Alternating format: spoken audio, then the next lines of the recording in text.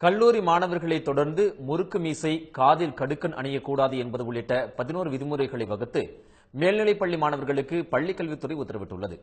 இதுகுறித்து அனைத்து மாவட்ட முதன்மை கல்வி அலுவலகங்களுக்கும் சுற்றறிக்கை அனுப்பப்பட்டுள்ளது. காலை 9:15 மணிக்குள் பள்ளிக்கு வந்து சேர வேண்டும் என்று அதில் கேட்டுக் கொள்ளப்பட்டுள்ளது. லோ ஹிப், டைட் ஃபிட் பேண்ட்கள் அணிந்து வர அனுமதி இல்லை என்று குறிப்பிடப்பட்டுள்ளது.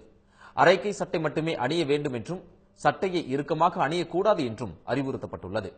மாணவர்கள் அணியும் சட்டை டக்கின் செய்யும் போது வெளியில் வராத வகையில் இருக்க வேண்டும் என்றும் தெரிவிக்கப்பட்டுள்ளது. சீரற்ற முறையில் இன் பண்ணக்கூடாது என்றும், கருப்பு கலர் சிறிய பக்கிள் கொண்ட பெல்ட் மட்டுமே அணிய வேண்டும் என்றும் கேட்டுக் கொள்ளப்பட்டுள்ளது.